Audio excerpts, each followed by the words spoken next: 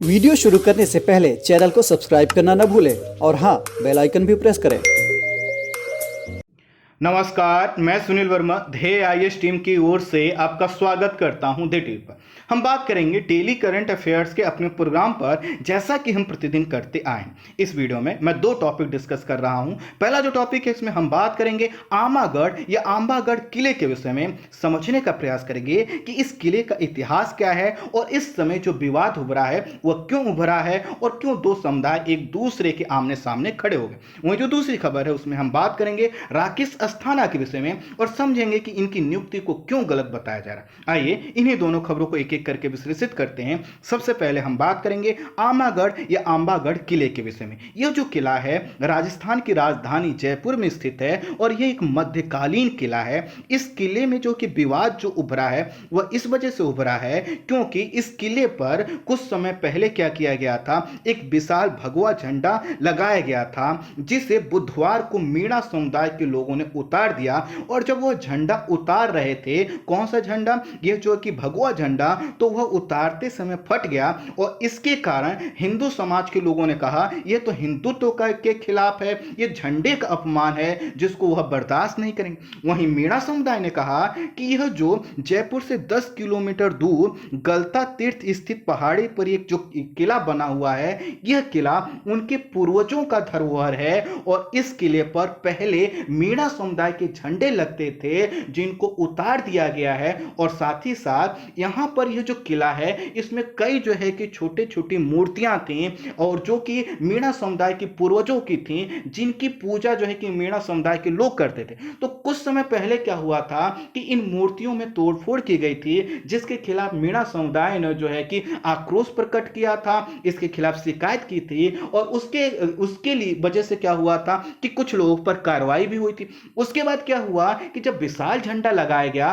तो मीणा समुदाय ने यह कहा कि हमको ऐसा लग रहा है कि हमारी जो धरोहर है, ये जो किला वाला क्षेत्र है, इस पर दूसरे धर्म के लोग कब्जा करना चाहते हैं, इसीलिए वो अपने प्रतीक अर्थात जो भगवा झंडा है उसको लगा रहे हैं। उनका कहना है कि अगर कोई झंडा लगाना है तो आप तिरंगे को लगाइए, उससे बड़ा कोई झंडा नहीं है, लेकिन आप किसी धर्म विशेष से जुड़ा हुआ भगवा झंडा मत लगाइए। वहीं जो राजपूत समाज के लोग हैं, अन्य लोग हैं, उनका कहना है कि चूंकि इस किले का निर्माण जो है कि एक हिंदू शासक के द्वारा किया गया था, ऐसे में हिंदुत्व की पहचान रखने वाला अगर कोई भगवा झंडा लगाया जाता है तो उसके साथ यह सलूक नहीं होना चाहिए। तो कुल मिलाकर इन्हीं सब चीजों को लेकर क्या है, यह विवाद बढ़ता जा रहा है और इस समय सोशल मीडिया पर अगर आप देखेंगे तो यह किला काफी चर्चा में बना हुआ है। दरअसल मीणा समुदाय ने कहा कि हमने ये जो झंडा उतारा है, यह हम उतार रहे थे, हमने इसको फाड़ा नहीं है। और उनका यह कहना है कि जो है कि आरएसएस और कुछ अन्य जो लोग हैं उनके धरोहरों का रूप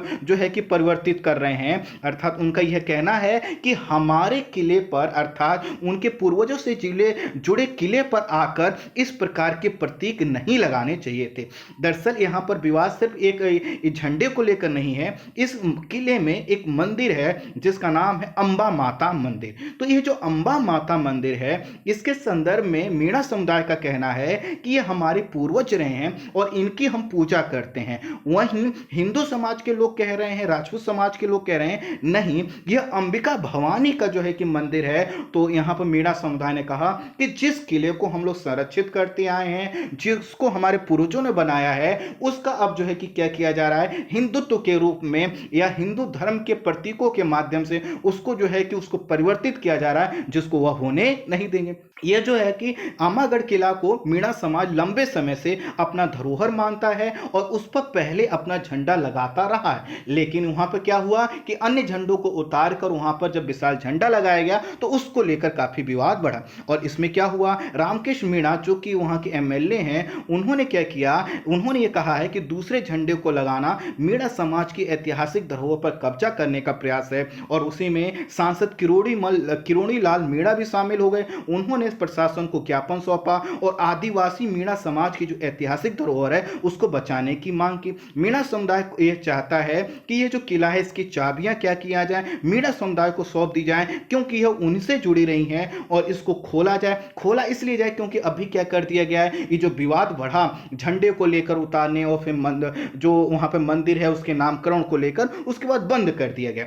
दोनों पक्षों ने क्या किया, एक दूसरे के खिलाफ एफआईआर दर्ज करवाया है और दोनों पक्ष इस समय सोशल मीडिया का सहारा लेकर भीड़ एकत्रित कर इस किले पर नियंत्रण बनाए रखने की अपनी अपनी मांग कर रहे हैं। जो इतिहासकार रीमा हुजा हैं उनका कहना है कि वर्तमान जो किला है इसका निर्माण 18वीं सदी में महाराजा सवाई जयसिंह द्वितीय ने किया था और उन्होंने ही जयपुर राज्य जो जयपुर शहर उसको बसाने में प्रमुख योगदान दिया। तो कुल मिलाकर अगर निर्माण के पॉइंट ऑफ व्यू से देखें, इसका निर्माण किसने किया था, महाराजा सवाई जयसिंह द्वितीय ने किया था। लेकिन यह भी यहां माना जाता है कि इस किले के निर्माण से पहले वहां कुछ संरचनाएं थी और ऐसी मान्यता है कि इस जो संरचनाएं बनाई गई थी वह मीणा समुदाय के द्वारा बनाई गई थी। अर्थात जहां पर किला बनाया गया उस किले को बनवाने वाले जो कछवाहा राजपूत थे उनसे पहले इस पूरे क्षेत्र पर अर्थात जयपुर के पास वाला जो क्षेत्र है या राजस्थान का अन्य जो समीपवर्ती क्षेत्र है इस पर क्या था, मीणा समुदाय का राजनीतिक नियंत्रण था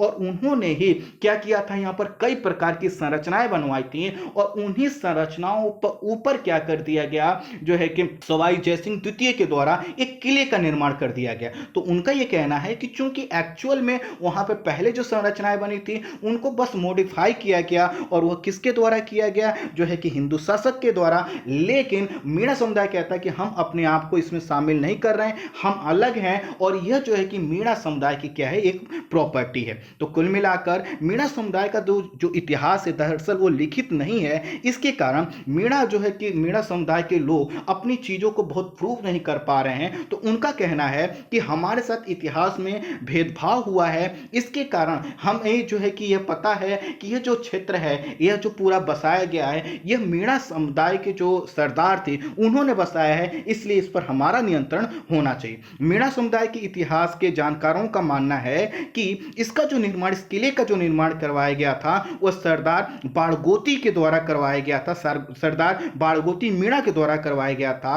और 1100 एडी के आसपास मीणा समुदाय ही इस पूरे क्षेत्र पर नियंत्रण रखना था। तो कुल मिलाकर दोनों तरफ से क्या है, अपने अपने जो है कि उनके तर्क हैं। और जैसा कि हमने बताया ये जो अंबा माता मंदिर है इसके विषय में पहले से भी यहाँ पर यह मान्यता है कि यह अंबा माता जो है ये क्या है, मीणा समुदाय की पूर्वज हैं। जैसा कि आपको पता है मीणा समुदाय यहाँ पर एक जनजाति के रूप में है तो वह अपनी पूर्वजों की जो है कि पूजा करते हैं और इसी में अंबा माता भी शामिल। लेकिन इसी में सर्व ब्राह्मण महासभा ने यह कहा है कि मंदिर की देखभाल और पूजा एक ब्राह्मण पुजारी के द्वारा किया जाता रहा है और कोई भी समुदाय यह नहीं कह सकता कि वह उनका मंदिर।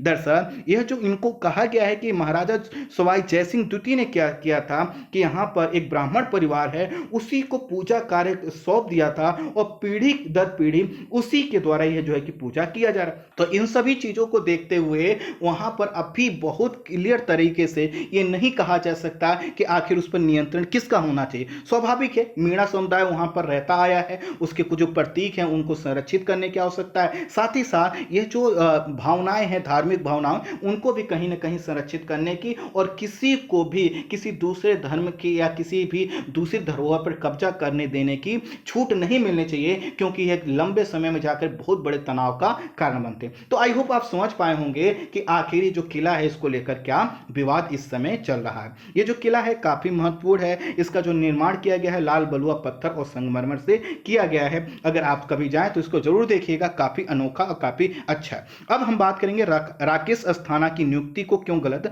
बताया जा रहा है। जैसा कि आपको पता है कि राकेश अस्थाना गुजरात कैडर के 1984 बैच के ऑफिसर हैं और इनका जो कार्यकाल था एज ए ऑफिसर के रूप में वह 31 जुलाई 2021 तक ही था। जी हां, 31 जुलाई 2021 कल तक ही था, लेकिन सरकार ने क्या किया, 1 साल का इनको एक्सटेंशन दे दिया। इसके वजह से इनका जो कार्यकाल है अब 31 जुलाई 2022 तक रहेगा। अब क्या हुआ है कि एक्सटेंशन देने के साथ साथ इन्हें अब दिल्ली पुलिस का कमिश्नर बनाया गया है और जब इनको कमिश्नर बनाया गया इससे पहले यह क्या थे, बीएसएफ के डीजी के रूप में कार्य कर रहे थे, उसके प्रमुख थे। इससे पहले वह सुशांत सिंह केस के जो ड्रग्स विवाद था उसकी जांच कर चुके हैं। वर्ष 2002 में गोधरा कांड की जांच कर चुके हैं। वर्ष 2008 में अहमदाबाद बम ब्लास्ट केस की जांच कर चुके हैं। 2014 में आसाराम बापू और नारायण सामी केस की जांच कर चुके हैं। 2016 में इनको सीबीआई के एडिशनल डायरेक्टर के रूप में जो है कि नियुक्त किया गया था। वर्ष 2018 में राकेश अस्थाना और आलोक वर्मा का जो सीबीआई का विवाद है आगे मैं बताऊंगा, उसमें इनका नाम आ चुका है। और लालू प्रसाद यादव से जुड़ा हुआ जो चारा घोटाला है उसमें ये पूछताछ करके सुर्खियों में आए थे।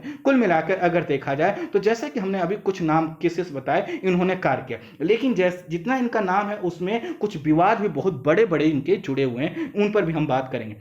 कुल मिलाकर इन पर जो है कि कई भूतकाल में कई प्रकार के आरोप लग चुके हैं जिनको हम आगे डिस्कस करेंगे। तो इस तरह से इनका जो इनको नियुक्त किया गया है दिल्ली पुलिस कमिश्नर के रूप में, लेकिन यह दिल्ली के पुलिस कमिश्नर बनने से पहले ये सीबीआई के प्रमुख बनने की होड़ में रेस में शामिल थे, लेकिन वहां पर एक नियम सर्वोच्च न्यायालय का है जिसके तहत ये सीबीआई के प्रमुख नहीं बन पाए। दरअसल प्रकाश सिंह बनाम भारत सरकार का निर्णय आया था, इस केस की भी आगे मैं डिस्कस करूंगा, डिटेल में बताऊंगा आखिर ये केस क्या था। तो प्रकाश सिंह बनाम भारत सरकार में निर्णय दिया गया है सर्वोच्च न्यायालय के द्वारा, उसमें कहा गया है कि किसी महत्वपूर्ण पद पर ऐसे व्यक्ति की नियुक्ति नहीं की जा सकती जिसका कार्यकाल 6 माह या इससे कम बचा हुआ। तो जब सीबीआई के प्रमुख के रूप में नियुक्ति की बात चल रही थी तो उस समय इनका जो राकेश अस्थाना का कार्यकाल बचा था वो 4 माह का ही बचा था, इसलिए सीबीआई के प्रमुख नहीं बन गए, बल्कि नहीं बना पाया गया इनको, और ये बीएसएफ में ही बने रहे। लेकिन अब क्या हुआ है, इनका एक्सटेंशन देकर इनको दिल्ली पुलिस का कमिश्नर बना दिया गया है, और इसलिए इसी के कारण कहा जा रहा है कि दिल्ली पुलिस कमिश्नर का जो पद है वो काफी बड़ा पद है और इस पर इस तरह से नियुक्ति नहीं होना चाहिए। तो आइए देखते हैं आखिर क्यों गलत बताया जा रहा है। तो पहला तो बात यही है कि इनका जो कार्यकाल है वह 4 दिन ही बचा था, अर्थात जो है कि 31 जुलाई 2021 को ही क्या हो रहे थे, रिटायर्ड हो रहे थे, लेकिन इनको एक्सटेंशन देकर दिल्ली पुलिस का कमिश्नर बनाया गया है। तो यहां पर आम आदमी पार्टी की जो सरकार उसका ये कहना है कि आखिर इसकी क्या जरूरत थी, क्या यहां पर इतने ऑफिसर हैं उसमें से कोई योग्य नहीं था कि इनको एक्सटेंशन देकर बनाए। दूसरा, आपको यह भी पता है कि यह गुजरात कैडर के जो है कि आईपीएस अधिकारी हैं और इनको कहां का बनाया गया है, दिल्ली पुलिस का जो है कि कमिश्नर बनाया गया है। तो आम आदमी पार्टी या सरकार का यहां का कहना है कि ये दूसरे कैडर के अधिकारियों की नियुक्ति यहां पर करना ठीक नहीं है, इनको दिल्ली की परिस्थितियों की जानकारी ठीक से नहीं होगी। लेकिन आपको क्लियर कर दूं कि दूसरे कैडर के अधिकारियों की नियुक्ति पहले भी कमिश्नर के रूप में यहां पर होती रही। तो ये देखा जाए तो पहला जो इनका लॉजिकल तर्क है वो तो ये है कि आखिर कार्यकाल 4 दिन बचा था, एक्सटेंशन देकर दिल्ली पुलिस कमिश्नर क्यों बनाया गया, इसमें थोड़ा सा तर्क में दम दिखता है। बाकी दूसरे कैडर के अधिकारी को पहले भी बनाया जाता है। दूसरा, इनके साथ जो विवाद है वह है राकेश अस्थाना वर्तमान जो केंद्र सरकार है उसके काफी करीबी माने जाते हैं, अर्थात इनके विषय में तो ऐसा तक बोला जाता है कि जब केंद्र सरकार को किसी अपने भरोसेमंद अधिकारी की आवश्यकता होती है जिसके माध्यम से वह पॉलिटिकल एजेंडा भी आगे बढ़ा सकती है, तो राकेश अस्थाना को लेकर आती है। दूसरा, इनके साथ यह भी है कि इनके ऊपर भ्रष्टाचार के आरोप लगाए हैं, जैसा कि इनका जो नाम है वह संदेशरा ग्रुप था जो कि 1000 करोड़ रुपए लेकर भाग गया था, उसमें भी इनका नाम जुड़ चुका है और इस केस की जांच खुद सीबीआई ने की थी। उसके अलावा सीबीआई के डायरेक्टर रहते हुए इन्होंने आलोक वर्मा जो उस समय के डायरेक्टर थे तो उनसे क्या हुआ था, इनका विवाद हुआ था। अगर आपको घटनाक्रम याद हो तो रात में क्या हुआ था कि दोनों सीबीआई के डायरेक्टर क्या कर रहे थे, एक दूसरे की जांच कर रहे थे, फिर जो है कि गृह मंत्रालय ने जो हस्तक्षेप करके दोनों को छुट्टी पर भेजना पड़ा था। तो इस प्रकार का इनका जो है कि कहीं ना कहीं एक तरह का दिखाई देता है कि इनका जो नेचर है वह कुछ ठीक नहीं है, बल्कि विवादों से घिरे रहे। इसके अलावा जो है कि यहाँ के जो लोग हैं वो कह रहे हैं कि इनकी नियुक्ति की गई है उसमें यूपीएससी से राय लेने का जो प्रक्रिया है उसको नहीं फॉलो किया गया है, जबकि ऐसा करना चाहिए था। आम आदमी पार्टी की सरकार को यह भी कहा जा रहा है कि यह आम आदमी पार्टी की सरकार को प्रभावित करने का प्रयास है ताकि पुलिस कमिश्नर, चूंकि यहाँ पर गृह मंत्रालय के अधीन होते हैं, तो गृह मंत्रालय के माध्यम से जो है कि बीजेपी यहाँ की सरकार को प्रभावित कर सकती है, ऐसा भी इनका कहना। दूसरा, जो दिल्ली दंगा हुआ था उसकी जांच को भी प्रभावित करने का आरोप इनके ऊपर लगाया जा रहा है, क्योंकि यह कहा जा रहा है कि यह बीजेपी के इशारे पर, भारतीय जनता पार्टी के इशारे पर यह केस के जांच को प्रभावित कर सकते हैं। तो आई होप आप समझ पाए होंगे कि आखिर ये पूरा मामला है क्या। तो इसी के देखते हुए दिल्ली विधानसभा में क्या हुआ है, दिल्ली पुलिस कमिश्नर की नियुक्ति के खिलाफ प्रस्ताव पारित कर दिया गया है और प्रस्ताव पारित करके इस नियुक्ति को जो है कि गलत बताया गया। अब थोड़ा सा जान लीजिए पुलिस सुधार पर प्रकाश सिंह बनाम भारत सरकार का जो फैसला हुआ क्या था कि 1996 में यूपी के पूर्व पुलिस महानिदेशक प्रकाश सिंह ने सुप्रीम कोर्ट में याचिका दायर करके कहा था कि हमें पुलिस सुधार पर कार्य करना चाहिए। उन्होंने कहा कि सरकारें क्या करती हैं, अपने हिसाब से पुलिस का इस्तेमाल करती हैं, जो कि लोकतंत्र के लिए ठीक नहीं है। तो उन्होंने कहा कि पुलिस की जो व्यवस्था है वो कुछ ऐसी हो जिसको राजनीतिक दल क्या करें, अपने हिसाब से उसको यूज ना कर पाए। इन्होंने ये भी कहा कि पुलिस को संवेदनशील बनाने की जरूरत है, पक्षपात रहित बनाने की जरूरत है, उसको और सक्षम इफेक्टिव बनाने की जरूरत है। और उन्होंने कहा कि हमें पुलिस को इस रूप में डिजाइन करने की आवश्यकता है जिससे वह किसी पार्टी की विचारधारा से मेल ना खाए और वह पक्षपात रहित होकर कार्य कर सके। तो क्या है, ये काफी अच्छे विचार थे और इसी के कारण सर्वोच्च न्यायालय ने जो है कि वाईके सब्बरवाल की अध्यक्षता में एक पीठ की गठन किया और 2006 में निर्णय आया। और 2006 में जब निर्णय आया तो उसमें एक निर्णय वो भी था, जैसा कि हमने बताया था, कि क्या होगा कि अगर कोई महत्वपूर्ण पद है तो उस पर ऐसे किसी व्यक्ति की नियुक्ति नहीं की जाएगी जिसका कार्यकाल जो है कि 6 माह से कम बचा है। दूसरा, सुप्रीम कोर्ट ने कहा कि जो है कि हर राज्य में क्या किया जाए, एक सुरक्षा परिषद का गठन किया जाए जो कि पुलिस के कार्यों की देखभाल करे। इसके अलावा डीजीपी, आईजी, अन्य पुलिस अधिकारियों का जो कार्यकाल है वो 2 साल तक सुनिश्चित किया जाए। ऐसा ना हो कि कोई आ रहा कोई जा रहा है तो इसमें क्या होगा, वो कोई महत्वपूर्ण निर्णय नहीं ले पाए। इसके अलावा यह भी कहा गया कि जो आपराधिक जांच और अभियोजन के कार्य होते हैं इनको जो सामान्य कानून व्यवस्था मेंटेन करने की पुलिस की जिम्मेदारी है उससे अलग किया जाए। अर्थात जो अपराधिक जांच और अभियोजन का कार्य है इसके लिए एक नया विंग बनाया जाए जिससे लॉ एंड ऑर्डर मेंटेन करना और जांच करना दोनों अलग अलग हो सके। इसके अलावा पुलिस शिकायत निवारण प्राधिकरण का गठन किया जाए जो कि पुलिस के खिलाफ क्या कर सके, सुन सके कि हाँ कहीं पुलिस ने कहीं ज्यादती तो नहीं की।